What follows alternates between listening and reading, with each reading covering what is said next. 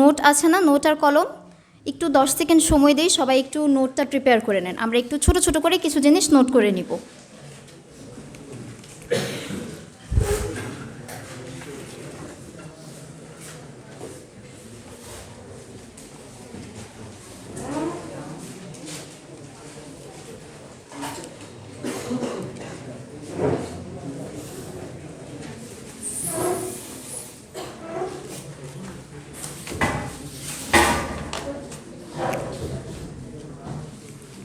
এটা একটু মাঝ বরাবর দিলে ভালো হয়, আমার জন্য সাইড হয়ে যাচ্ছে।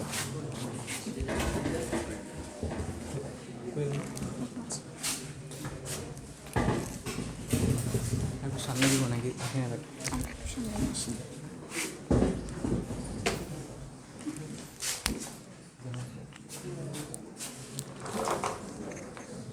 এখানে কোনো ইউজড মার্কার আছে? ইউজড মার্কার আছে কোনো? দুইটা আছে।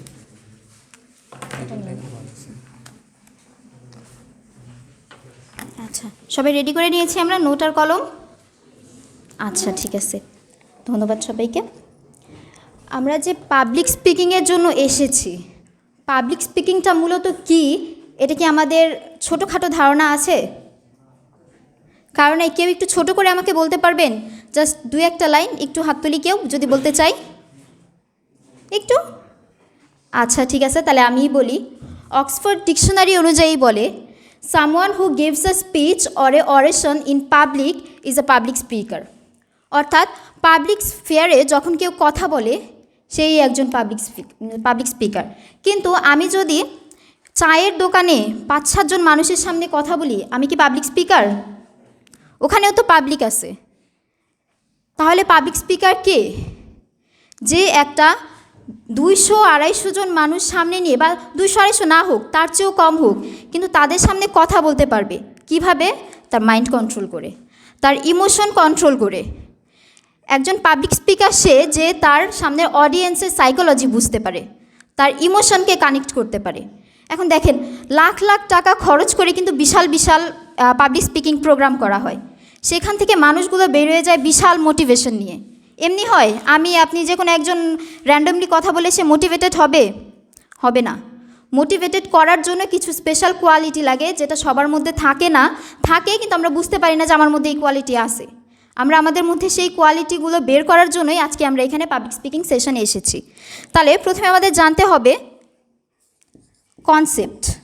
আসলে পাবলিক স্পিকিংয়ের কনসেপ্টটা কি, কে পাবলিক স্পিকার, আমরা সেটাই জানলাম। Who is a public speaker?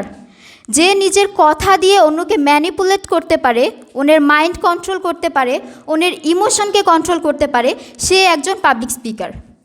এখন হতে পারে আপনার একজন বন্ধু খুব ভালো কথা বলে, সে যখন কথা বলে আপনার শুনতেও ভালো লাগে, ইভেন সে আপনার চিন্তা চেঞ্জ করে দিতে পারে যখন সে কথা বলে। কোনো একটা কিছু নিয়ে আপনার নিজের একটা ধারণা ছিল, সে বলো না, জিনিসটা তো আসলে এভাবে না, ওভাবে চিন্তা কর, আউট অফ দ্য বক্স। ও যখন আপনাকে আউট অফ দ্য বক্স চিন্তা করতে বাধ্য করতে পারলো, তখন he is a public speaker. আমরা 2-1 পাবলিক স্পিকারের নাম বলতে পারবো, বাংলাদেশের ফেমাস 2-1 পাবলিক স্পিকারের নাম। এনিওয়ান? একটু হাত তুলে জোরে বলেন। জি বলেন ভাইয়া। হ্যাঁ, থ্যাংক ইউ ভাইয়া। আইমান সাদিক। এই পাশ থেকে কেউ বলতে চান? জি ভাইয়া বলেন। সোলাইমান সুমন। ধন্যবাদ ভাইয়া। এই যে এরা, কিভাবে আমরা এদের চিনলাম, কেন এরা আমাদের পাবলিক স্পিকার বলতে? চিন্তা করেন, আমি যখনই পাবলিক স্পিকার বলছি, বাংলাদেশে আইমান সাদিকের মুখটা সবার ভেসে উঠছে না? যারা বলছি বা বলি নাই, সবার মাথায় ভেসে উঠছে না? কারণ তারা আমাদের মাথায় এই জিনিসটা ঢুকাইতে পারছে যে তারা পাবলিক স্পিকার, ঢুকাইতে পারছে দেখেই তারা পাবলিক স্পিকার। সুলাইমান সুখন বলার পরে 2-1 জন একটু হেসে উঠলেন। হয়তো 2-1 জনের কাছে তিনি ওভাবে পৌঁছাতে পারে নাই পাবলিক স্পিকার হিসেবে, কিন্তু আইমান সাদিককে আমরা সবাই অ্যাকসেপ্ট করে নিছি যে উনি পাবলিক স্পিকার। তো যখন সে নিজেকে পাবলিক স্পিকার হিসেবে আপনাকে প্রমাণ করতে পারবে, আপনার ইমোশনে ঢুকে যাইতে পারবে, then he is a public speaker or she is a public speaker. এখন তারপর পাবলিক স্পিকার হতে হলে আপনাকে কি করতে হবে? এই যে ধরুন, স্পিকার যখন কথা বলতে আসে, তার আগে কিছু জিনিস জেনে আসতে হয়। এটাকে বলে অডিয়েন্স রিসার্চ। কি? Audience research. এখন অডিয়েন্স রিসার্চ কেন করতে হবে? এই যে এখানে যে আমি আপনাদের সামনে স্পিচ দিতে আসছি, এর আগে আমি আমার ট্রেনার স্যারের সাথে 2 দিন বসেছি জানার জন্য যে আমার অডিয়েন্স কারা। আমার জানতে হয়েছে এখানে কোন রকম অডিয়েন্স আছে, আমার মাথায় রাখতে হয়েছে যে আমাদের অডিয়েন্সগুলা কে কেমন। আমি জানতে পারছি যেহেতু ফার্স্ট ইয়ার নতুন একটা সেশন শুরু হয়েছে, আমাকে এটা মাথায় রাখতে হয়েছে যেখানে ফার্স্ট ইয়ার বেশি থাকবে, তো আমাকে ফার্স্ট ইয়ারের মতো করে চিন্তা করতে হবে। কিংবা এটাও চিন্তা করতে হয়েছে যে এখানে এমন কেউ থাকতে পারে যে অলরেডি পাবলিক স্পিকিং সম্পর্কে জানে। এখন যে অলরেডি পাবলিক স্পিকিং সম্পর্কে জানে তাকে তো আমি যে কোনো কিছু বলে দিয়ে দিতে পারবো না। আমার চিন্তা করতে হবে যে যে জানে তার থেকে আমার কিছু ডিফিকাল্ট কোশ্চেন আসতে পারে, সেগুলো আমার অ্যান্সার করতে হবে। সেভাবে আমি নিজেকে প্রিপেয়ার করে আসছি। অডিয়েন্স রিসার্চ কেন দরকার আরেকটা বলি। ধরেন আপনি পাবলিক স্পিকিং দিতে গেছেন কোনো স্কুলে, যেখানে প্রাইমারি স্কুলের বাচ্চারা থাকবে, সেখানে আপনি তো এভাবে আমার মতো কথা বলতে পারবেন না। সেখানে তাদের সাথে অনেক সুন্দর করে মিশে, তাদেরকে আদর স্নেহের সাথে একটু কথার মধ্যে আরেকটু মায়া মমতা মিশিয়ে তারপর কথা বলতে হবে, কারণ আপনাকে তার সাইকোলজিতে পৌঁছাতে হবে। যখন আপনি অডিয়েন্সের সাইকোলজিতে পৌঁছাতে পারবেন, তার সাইকোলজিটা ক্যাচ করতে পারবেন, তখন আপনি পাবলিক স্পিকার হতে পারবেন। কিংবা ধরুন আপনি কোনো বৃদ্ধাশ্রমে গেছেন পাবলিক স্পিকিংয়ের জন্য, ওইখানে গিয়ে তো আপনি একটু শ্রদ্ধার সাথে একটু শ্রদ্ধা ভরে কথা বলতে হবে, যেহেতু তারা সবাই আপনার চেয়ে এই যে বড়। আপনার তখন কথার টোন চেঞ্জ হবে, আপনার বডি ল্যাঙ্গুয়েজ চেঞ্জ হবে, আপনার জেস্চার পোস্চার সব কিছুতে একটা চেঞ্জ আসবে, এজন্য এটা জানতে হবে। তারপর ধরুন আমি এখন আমার লোকাল ল্যাঙ্গুয়েজের জন্য বলি আপনি খাই সুইন না খাই বাইন, কিদা খাই এই সুইন, এটা ময়মনসিংহের ভাষা। যারা ময়মনসিংহের আসছেন তারা কিন্তু বুঝতে পারছেন যে আমি কী বলছি, কিন্তু যারা বাইরের আছেন ময়মনসিংহের সাথে কানেক্টেডও না, তারা কিন্তু জানেননি কী বলছি। কারণ আমি যদি গিয়ে পুরো স্পিচটা ময়মনসিংহের ভাষায় দেই, কে বুঝবে? আমি অডিয়েন্স পর্যন্ত পৌঁছাতে পারবো? একটু জোরে বলেন। পারবো না, তাহলে তো লাভ হলো না। তো আমার জানতে হবে এখানে যারা আসে তাদের কোনো বাউন্ডারি আছে কিনা, ল্যাঙ্গুয়েজ বাউন্ডারি আছে কিনা, কালচারাল বাউন্ডারি আছে কিনা, এই বাউন্ডারিগুলো জেনে আমার যেতে হবে। নয়তো দেখা যাবে আপনার নামে মানহানির মামলা হয়ে গেছে, কারো কালচারে হার্ট করে ফেলছেন, কারো ইমোশনে হার্ট করে ফেলছেন। এই জিনিসগুলো জেনে যেতে হবে পাবলিক স্পিকিংয়ে যাওয়ার পূর্বে। এখন আমরা ছোট্ট একটা গেম খেলবো, আপনাদের সবাই একটু আমার সাথে কোঅপারেট করবেন। সবাই মনে মনে একটা সংখ্যা ভাবেন তো, ভেবেছেন?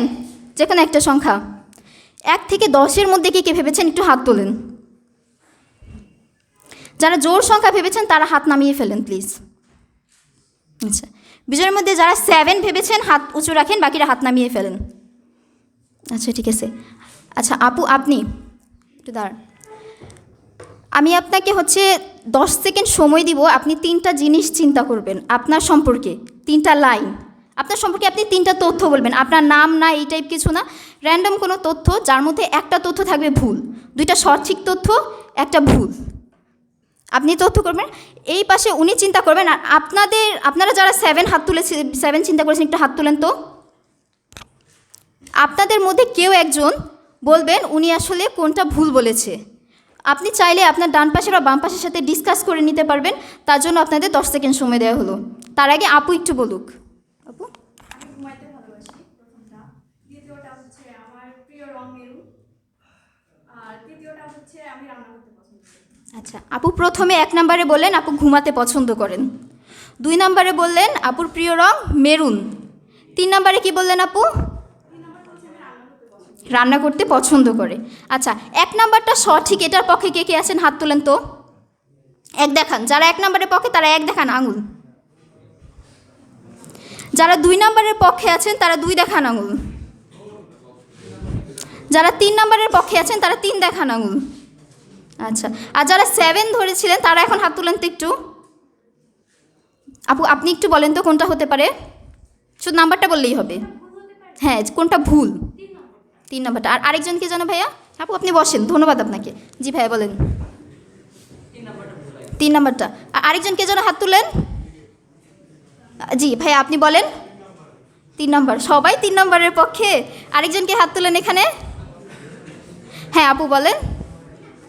2 নম্বরটা ভুল। আপু কোনটা? 2 নম্বরটা। আপুর জন্য একটা হাততালি, আপু গেস করতে পেরেছেন। আপু আপনার কেন মনে হলো 2 নম্বরটা ভুল?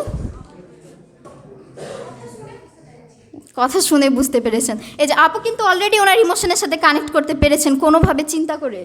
এভাবে একজন পাবলিক স্পিকারকে সবসময় চিন্তাশীল হতে হবে। এবার একটা মজার কথা বলি, আমার পরিচয় কিন্তু আমি এখনও দেইনি। এক কাজ করি, আমি আমার সম্পর্কে 3টা তথ্য দিই, দেখি কে সঠিক ধরতে পারে। এপাশ দুপাশ মিলেই। 1 নাম্বার, আমার প্রিয় রং নীল। 2 নাম্বার, আমি প্রচণ্ড গোছালো স্বভাবের মেয়ে। 3 নাম্বার, আমার সমুদ্রের চেয়ে পাহাড় বেশি পছন্দ। 10 সেকেন্ড সময় দিলাম আপনাদের চিন্তা করতে কোনটা সঠিক বা কোনটা ভুল।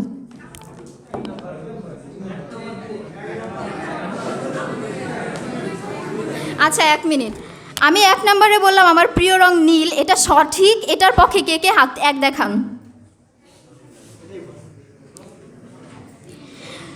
2 নাম্বার তথ্য, আমি প্রচণ্ড গোছালো স্বভাবের মেয়ে, এটা সঠিক। এই পক্ষে কে কে হাত 2 দেখান।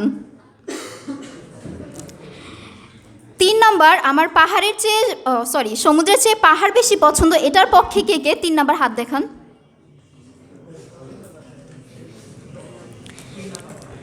3 নাম্বারটা ভুল। অনেক কনফিডেন্টলি বললেন, কেন বললেন? আচ্ছা ভাইয়া বলেন তো কেন বললেন? আপনি যখন 3 নাম্বার কোশ্চেনটা বলতেছিলেন, আপনি দ্বিতীয়বার যখন রিপিট করছেন তখন ওইটা আবার চেঞ্জ করছেন। তার মানে আপনি এটা মাথার মধ্যে প্ল্যান করতেছিলেন বানানোর জন্য। ভাইয়া অসাধারণ চিন্তা করেছেন, কিন্তু দুঃখজনকভাবে ভাইয়া ভুল বলেছেন। আমি প্রচণ্ড অগোছালো স্বভাবের মানুষ, চেষ্টা করি গোছাইতে, কিন্তু পারি না। কি করে যেন অগোছালো হয়ে যায়।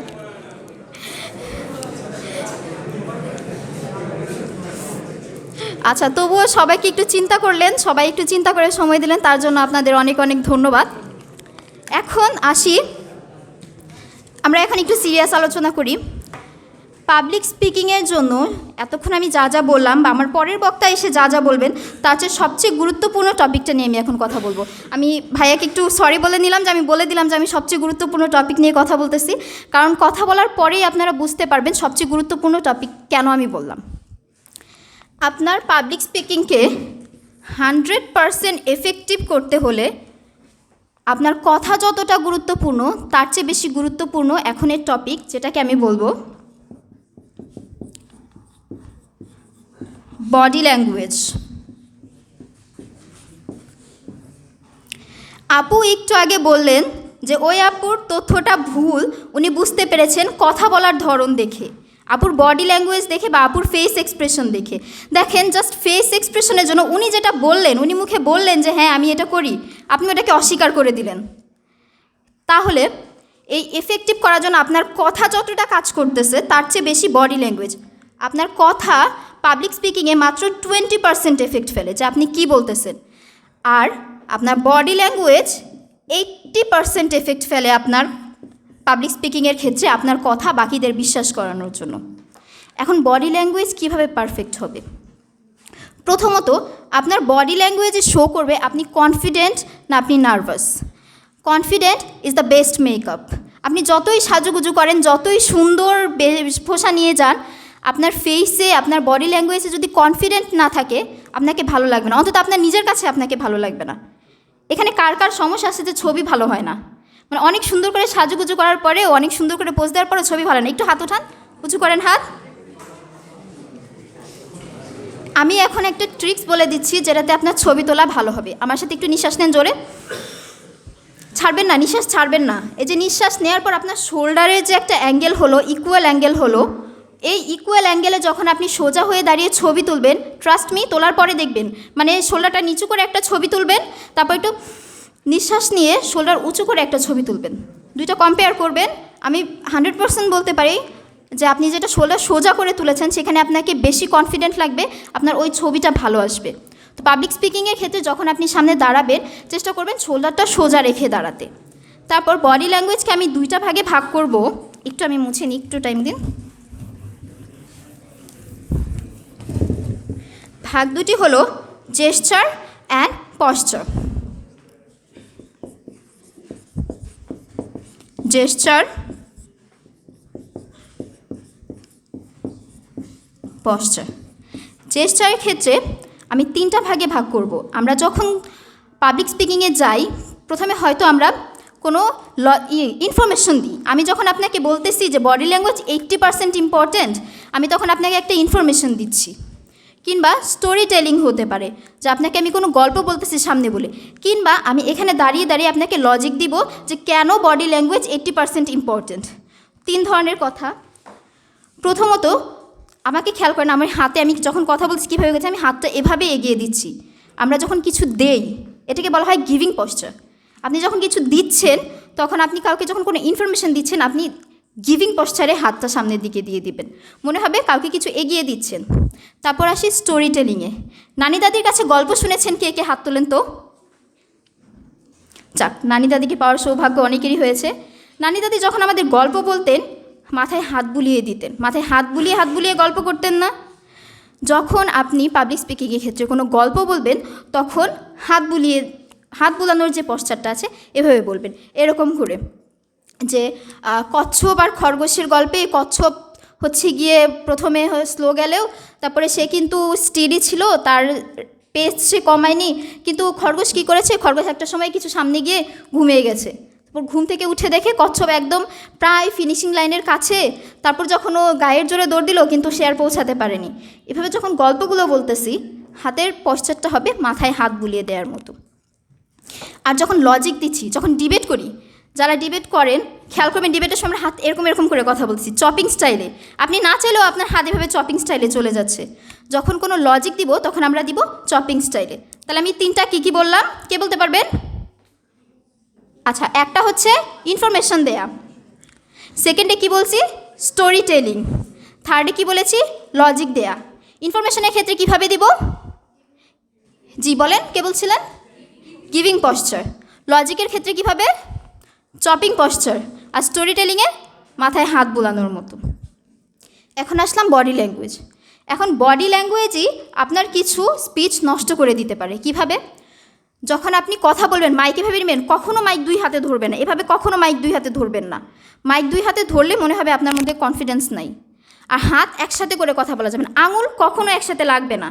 হাত আপনি যেভাবে ইচ্ছে সেভাবে নাড়াতে পারেন, কিন্তু আঙুলগুলো কখনো টাচ করবে না।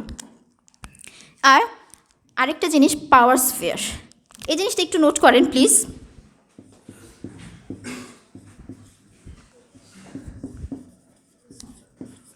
পাওয়ার স্ফিয়ার আমাদের নাভি থেকে চেস্ট পর্যন্ত যে এরিয়া, এটা হচ্ছে পাওয়ার স্ফিয়ার। দেখবেন, খেয়াল করবেন, আমি কিন্তু হাত নাড়াচ্ছি অনেকভাবে, কিন্তু আমার হাত কিন্তু নাভি থেকে নিচে এভাবে নামিনি একবারও, চেস্ট থেকে উপরে উঠিনি, মাথা চুলকাইনি, নাক করিনি।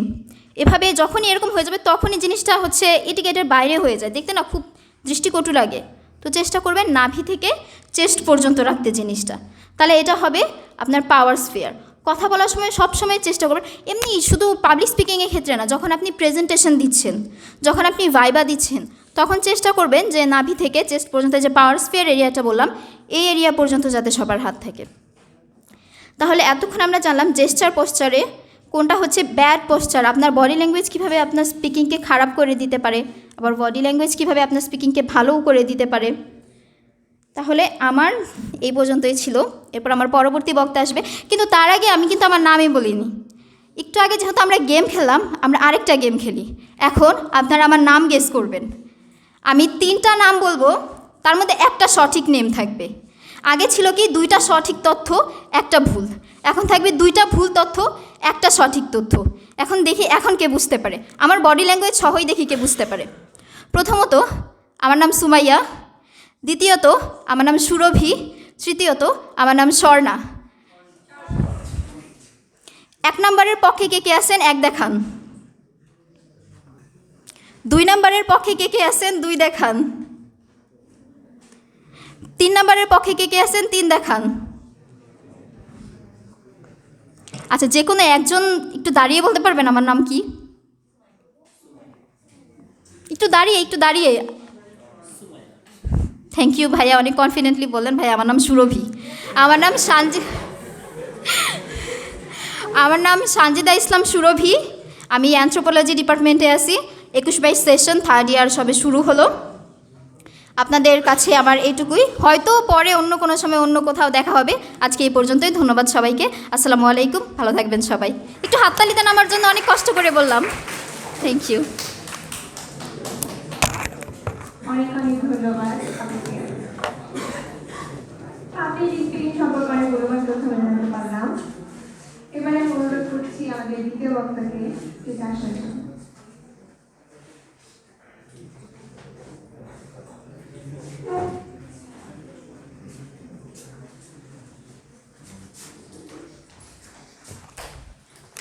আসসালামু আলাইকুম সবাইকে।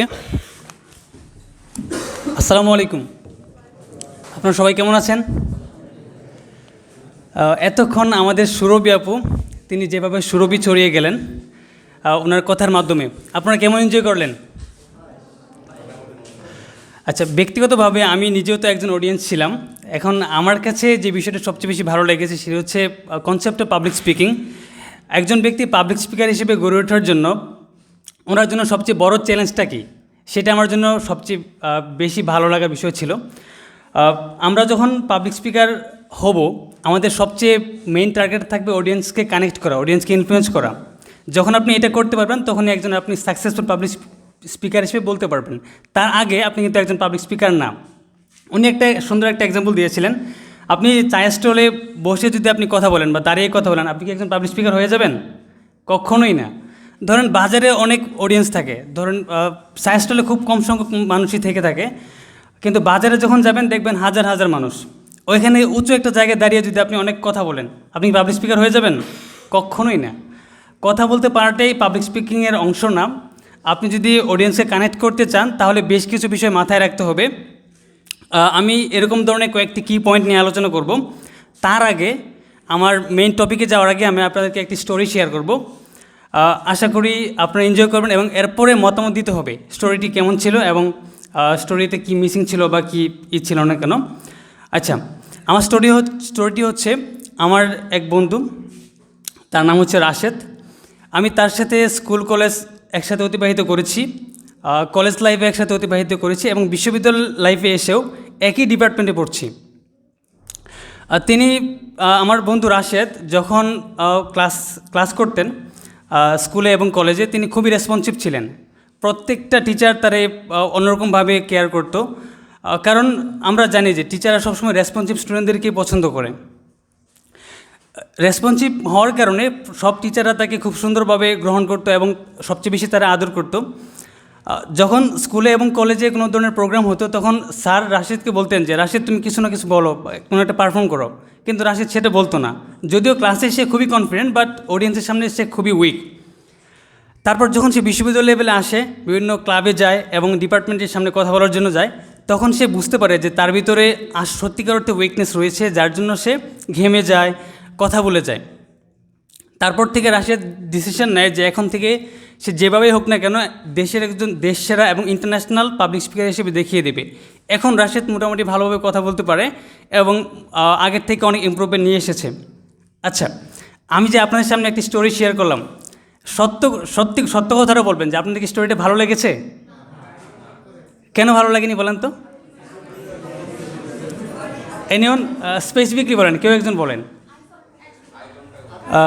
আচ্ছা, ঘুরে কথা বলেছেন, আপনি যখন পাবলিক স্পিকিং দিবেন তখন হচ্ছে আপনি সামনের দিকে অডিয়েন্সের সামনে কথা বলবেন, তাছাড়া অডিয়েন্সরা আপনার কথা পছন্দ করবে না, ভালো লাগবে না। Okay, great, that's the right answer. So আজকের আলোচনার প্রথম টপিকটি হচ্ছে আমার আই কন্ট্যাক্ট।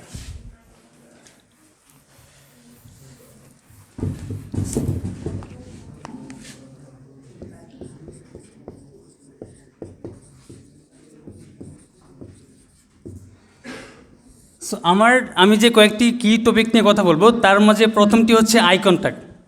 একজন পাবলিক স্পিকার হতে হলে আমরা তো জেনে নিলাম যে অডিয়েন্সকে ইনফ্লুয়েন্স করতে হবে, অডিয়েন্সের ইমোশনের সাথে কানেক্ট করতে হবে। এর জন্য সবচেয়ে গুরুত্বপূর্ণ বিষয়গুলোর মাঝে একটি হচ্ছে আই কন্ট্যাক্ট। আমি যে এতক্ষণ একটি স্টোরি বললাম, আপনারা কিন্তু ওইভাবে এনজয় করতে পারেননি, আপনাদের অকওয়ার্ড ফিল হয়েছে, রাইট? সো মূলত আই কন্ট্যাক্ট মিসিং হওয়ার কারণে আমরা, যেহেতু এটা হচ্ছে public speaking workshop, public speaking program, আমরা একজন পাবলিক স্পিকার হিসেবে গড়ে উঠব, যার জন্য আমাদের বেশ কিছু বিষয় শিখতে হবে, টিপস অ্যান্ড ট্রিক্সগুলো জানতে হবে। কারণ নর্মালি পাবলিক স্পিকাররা তাদের সিক্রেটগুলো ফাঁস করেন না, রিভিল করেন না, বাট আজকের সেশনের মাঝে আমরা সেই ব্যাপারগুলো রিভিল করে দেব। সো আমরা যেহেতু নতুন, অনেকে এখানে থাকবেন যে যারা কখনো স্টেজ এক্সপিরিয়েন্স করেনি, রাইট? সো আমি যখন বিশ্ববিদ্যালয় লেভেলে প্রথমে আসি তখন একটি ক্লাবে গিয়েছিলাম। প্রথম যখন কথা বলার জন্য সামনে যাই, আমি ওখানে যাওয়ার আগে অনেক প্রিপারেশন নিয়েছিলাম যে এই বিষয়ে কথা বলবো, বাট যাওয়ার পরে দু একটি কথা বলার পরে সব ভুলে গিয়েছিলাম, রাইট? কারণ যখন আমি সবার দিকে তাকাচ্ছিলাম, সবার চোখের দিকে, তখন আমি সব ভুলে যাচ্ছিলাম। কারণ আমি প্রপারলি আই কন্ট্যাক্টটা করতে পারতাম না, কারণ এটা স্বাভাবিকভাবেই আপনি যখন সবার দিকে তাকাবেন তখন আপনি কিন্তু নার্ভাস হয়ে যাবেন। এখন আমরা কয়েকটি স্টেপ ফলো করার মাধ্যমে আমরা প্রপার আই কন্ট্যাক্ট করাটা শিখব। প্রথমে আপনি চোখের দিকে তাকাবেন না। যখন আপনি প্রথম স্টেজ এক্সপিরিয়েন্স করবেন, স্টেজ প্রথম আসবেন, তখন প্রথমে আপনি স্টেজের দিকে তাকাবেন না। তখন আপনি যেটা করবেন সেটা হচ্ছে, আমার কয়েকজন বন্ধু এখানে আছে যারা আমরা একসাথে ক্লাস করি। আপনি এরকম ধরনের 2-3 জন বন্ধুকে বিভিন্ন জায়গায় বসাবেন। যেমন এখানে একজনকে প্লেস করবেন, এখানে একজনকে প্লেস করবেন, এখানে একজনকে এবং এখানে একজনকে। যখন আপনি ওনার দিকে তাকাবেন তখন এই সেটটা কভার হবে। অডিয়েন্সটা মনে করবে আপনি ওনার দিকে তাকাচ্ছেন। এখানে একজনকে বসাবেন, মানে মিডিলে বা কাছাকাছি। যখন ওনার দিকে তাকাবেন তখন অডিয়েন্সরা মনে করবে আপনি ওনার দিকে তাকাচ্ছেন, এবং এই পাশে একজনকে বসাবেন যাতে করে পুরো স্টেজ গ্যালারিটা কভার হয়, যেন আপনি অডিয়েন্সরা বুঝতে পারে প্রত্যেকটা জায়গাতে আপনি তাকাচ্ছেন, রাইট? এটা হবে যে আমাদের কোনো ফ্রেন্ডকে আমরা বসাবো। হ্যাঁ, ধরুন আপনি এমন এক জায়গায় গিয়েছেন, সেখানে আপনার কোনো ফ্রেন্ড নেই, তখন আপনি কী করবেন? এনিওয়ান, কেউ বলতে পারবেন? জি বুঝিনি। আচ্ছা, যখন আমরা কোথাও যাব সেখানে আমাদের বন্ধু থাকবে না তাকে প্লেস করার মতো, তখন আমরা যে কাজটি করতে পারি সেটা হচ্ছে বিভিন্ন অবজেক্টকে আমরা ফিক্স করব। যেমন ধরুন এখানে একটা মাইক রয়েছে, এখানে দরজা রয়েছে, এখানে এসিটা রয়েছে। ধরুন এটা এসিটা ধরে নিলাম। যখন আপনি কথা বলবেন তখন আপনি এসির দিকে তাকাবেন বা এখানে কোনো একটা দিকে তাকাবেন, তখন এই সেটটা কভার হবে। যখন আপনি এদিকে তাকাবেন তখন এই সেটটা কভার হবে। যখন আপনি এদিকে তাকাবেন পুরো এই সেটটা কভার হয়ে যাবে, রাইট? যখন আপনি এই ধাপটা খুব সুন্দরভাবে উত্তীর্ণ হবেন, এভাবে দেখা যাচ্ছে যে আপনি খুব সুন্দরভাবে কথা বলতে পারছেন, তারপর আমরা একটু লেভেল আপ করব। সেটা হচ্ছে আমরা হেড কন্ট্যাক্ট করব, রাইট? হেড কন্ট্যাক্ট করব। যখন আপনি প্রথম স্টেজটা খুব সাকসেসফুলি ওভারকাম করতে পারবেন, তারপরে আমরা হেড কন্ট্যাক্ট করা শুরু করব। আমরা সরাসরি চোখের দিকে না তাকিয়ে মাথার দিকে তাকাবো, ঠিক আছে? এখন হয়তো আপনার কাছে একটু অন্যরকম লাগতে পারে। যখন আপনি আগের স্টেজটা খুব সাকসেসফুলি ওভারকাম করে সেকেন্ড স্টেজে আসতে পারবেন, তখন আপনার ভিতরে একটু এক্সাইটমেন্ট কাজ করবে, রাইট? যে আমি খুব সুন্দরভাবে কথা বলতে পারছি, যেটা আগে ছিল না। যখন আপনি এইটাও খুব সাকসেসফুলি ওভারকাম করতে পারবেন, তারপর আমরা আরেকটু লেভেল আপ করব। সেটা হচ্ছে আমরা চোখের দিকে তাকাবো সরাসরি, রাইট? আমরা সরাসরি আই কন্ট্যাক্ট করব। প্রথমে তাহলে আমরা আই কন্ট্যাক্ট করছি না, প্রথমে আমরা আমাদের কোনো বন্ধুকে প্লেস করব। যদি তা না থাকে তাহলে কোনো একটা অবজেক্টকে আমরা ফিক্স করব, যে তার দিকে তাকাবো। তারপরে আমরা কোনটা করব? হেড কন্ট্যাক্ট করব। And last one eye contact করব, রাইট? সো তারপর আমরা যেই ব্যাপারটা করবো সেটা হচ্ছে, অডিয়েন্স একটা পর্যায়ে কিন্তু বোরিং হয়ে যাবে। 15 মিনিটের পর কিন্তু আমরা আমাদের ফোকাস ধরে রাখতে পারি না। 15 থেকে 20 মিনিটের পর আপনাদেরকে এমন একটা কাজ করতে হবে যার মাধ্যমে অডিয়েন্সের ইমোশনকে পুনরায় কানেক্ট করতে হবে। ডিসকানেক্ট হয়ে যাবে, তারপর কানেক্ট করতে হবে। হ্যাঁ, এখন আপনাদেরকে একটা অ্যাক্টিভিটি থাকবে, সেটা হচ্ছে আপনাদের প্রত্যেকের চেয়ারের নিচে লাকি 7 নাম্বারটি আছে। এটা দেখেন, যে পেয়ে যাবেন তাকে স্টেজে এসে বা গুরুত্বপূর্ণ তার জন্য গিফট হ্যাম্পার থাকবে। সবাই দেখেন কে যে লাকি 7 নাম্বারটা পেয়ে যাবেন। পানিটা পানি পানি পানি কেউ কি পেয়েছেন? কেউ কি পাননি? কেউ পাননি? একটু ভালো করে দেখেন। আচ্ছা, এটা আপনার জন্য সারপ্রাইজ ছিল। আসলে এটা মিথ্যা কথা ছিল না, কোনো কিছুই ছিল না। Sorry for that. আমি একটা বিষয় খেয়াল করছিলাম যে আপনারা অনেকে ঘুমিয়ে যাচ্ছিলেন বা ফোন চাপাচাপি করতেছিলেন, যার জন্য আমি এই কাজটা করলাম। আপনাদেরকে পুনরায় আপনাদের ফোকাসটাকে ধরে রাখার জন্য বা এদিকে ফোকাসটা অ্যাটেনশনটা নিয়ে আসার জন্য। আমার এখন আলোচনার বিষয় হচ্ছে, বলেন তো কী হতে পারে? আচ্ছা, এখন আমার আলোচনার বিষয় হচ্ছে আইস ব্রেকিং।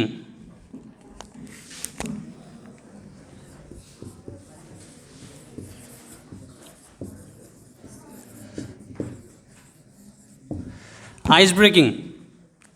আমরা সায়েন্টিফিকলি 15 থেকে 20 মিনিট পর আমরা আমাদের ফোকাসনেসটা হারিয়ে ফেলি, আগের মতো প্রোঅ্যাক্টিভ থাকতে পারি না, এবং এটাকে পুনরায় ধরে রাখার জন্য আমাদের আইস ব্রেকিং মেথডটি অ্যাপ্লাই করতে হবে। কারণ যখন একটা স্টেজে পাবলিক স্পিকার কথা বলবে তখন সেই জায়গার বস কিন্তু সে কিন্তু অডিয়েন্সকে কন্ট্রোল করবে, অডিয়েন্স কী করবে কী করবে না সেটা পাবলিক স্পিকার কিন্তু ডিসাইড করে দিবে। এখন আমি যে আপনাদেরকে বললাম যে লাকি 7 নাম্বারটা আমাদের চেয়ারের নিচে আছে, আপনারা কি দেখেননি? যদি আপনারা না দেখতেন তাহলে কী হতো? তাহলে কিন্তু আমি একজন পাবলিক স্পিকার নামে একটা জোকার এই টাইপের কিছু একটা হতো, যে জোকাররা সাধারণত এগুলো বলেই থাকে, রাইট? সো একজন পাবলিক স্পিকার অডিয়েন্সদেরকে ম্যানিপুলেট করতে পারবে, পারসুয়েট করতে পারবে। যদি পারসুয়েট আপনি করতে পারেন তখনই আপনি একজন পাবলিক স্পিকার। এর জন্য আমাদের আপনাদের ফোকাসনেসটা ধরে রাখার জন্য, আপনাদের প্রোঅ্যাক্টিভিটি ধরে রাখার জন্য আমরা হচ্ছে আইস ব্রেকিং মেথডটা অ্যাপ্লাই করে থাকি। বাবা আপনি অ্যাপ্লাই করবেন যখন আপনি একজন পাবলিক স্পিকার হয়ে যাবেন। এটা কয়েক ধরনের হয়ে থাকে, আমি তো একটা মেথড বললাম, আরও বেশ কিছু মেথড রয়েছে। যেমন ধরুন আপনি হাততালি দিতে পারেন। এটা আপনাদের জন্য আমি একটা টিপস দিচ্ছি যে আপনারা যখন স্পিচ দিবেন কোথাও তখন এই মেথডটা অ্যাপ্লাই করতে পারেন।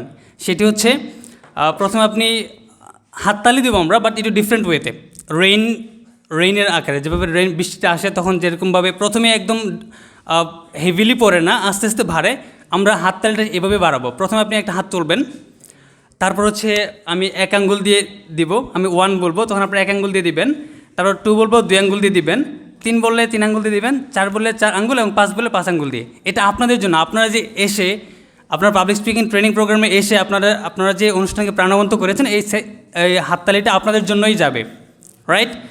So let's begin. হাত তোলেন, বাম হাত তোলেন, ডান হাত দিয়ে 1, then 1, 2, 3, 4, 5. Thank you so very much. So আমরা নেক্সট আরেকটি টপিক বলবো, আরেকটি কিওয়ার্ড দিয়ে আমার বক্তব্য শেষ করব, কারণ আমি বেশিক্ষণ নেব না। আমাদের যে অনুষ্ঠানের মধ্যমণি ইফতেখার আলম ধ্রুব ভাই, তিনি আপনাদের এই সেশনটাকে কমপ্লিট করে দিয়ে যাবেন। আমার নেক্সট এটা হচ্ছে রুল অফ 3। সাধারণত অডিয়েন্সরা খুব বেশি তথ্য মনে রাখতে পারে না। আপনি যে কোনো একটা বিষয়ে 4 থেকে 5টা কি পয়েন্ট দিয়ে দিবেন, অডিয়েন্সরা কিন্তু এটা মনে রাখতে পারবে না। তাদের সাইকোলজিটা আপনার বুঝতে হবে।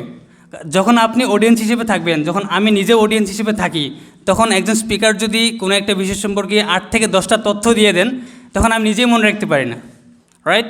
এখন হচ্ছে আপনার কোনো একটা বিষয় এক্সপ্রেস করতেছেন, তখন এখানে দেখবেন যে 4 থেকে 5টা বিষয় রয়েছে যেটা আপনার বলতেই হবে, বাট আপনি এটা বলবেন না।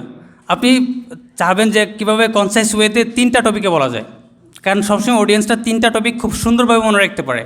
যেরকমভাবে আমি দেখে এসেছি যে বিভিন্ন প্রতিষ্ঠানে তাদের মোটোতে 3টে ওয়ার্ড, যেমন learn, earn and fun. Learn শিখো, আর্ন ইনকাম করো, অ্যান্ড দেন ফান এনজয় করো। আমি আরও কিছু প্রতিষ্ঠানে দেখেছি যেমন লার্ন, স্পিক অ্যান্ড লিড। তারা কিন্তু আরও বেশ কিছু ওয়ার্ড দিতে পারতো, আরও সুন্দর সুন্দর সেন্টেন্স দিতে পারতো, বাট তারা 3টা ওয়ার্ডের ভিতরে কভার করেছে পুরোটা। আরও কিছু দিয়ে দেখেছি যে do something great, do something great, এখানে 3টে ওয়ার্ড রয়েছে। তারা কিন্তু আরও বেশ কিছু ওয়ার্ড এক্সপ্রেশন নিয়ে এটাকে অনেক বেশি বৃদ্ধি করতে পারতো, বাট এটা করেনি, কারণ তাদের পুরো বিষয়টা তার 3টে ওয়ার্ডে বলে দিয়েছে। এখন আপনাদের কাছে আমার একটি প্রশ্ন, সেটি হচ্ছে কেউ একজন বলবেন, আপনাকে যে 3টে ওয়ার্ড বলবেন, যে 3টে ওয়ার্ড আপনাকে এক্সপ্রেস করবে, আপনাকে প্রেজেন্ট করবে। এনিওয়ান?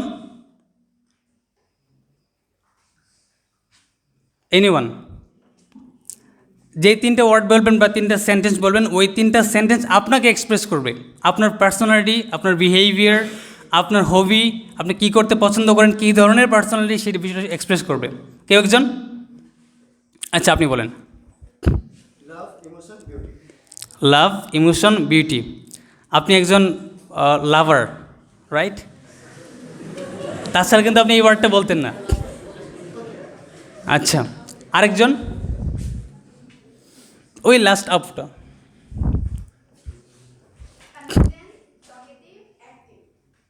ওয়ান্ডারফুল, আপনি বেশি কথা বলেন, রাইট? টকেটিভ। আরেকজন কে যেন বলছিলেন এখানে? আচ্ছা, আপনি বলবেন।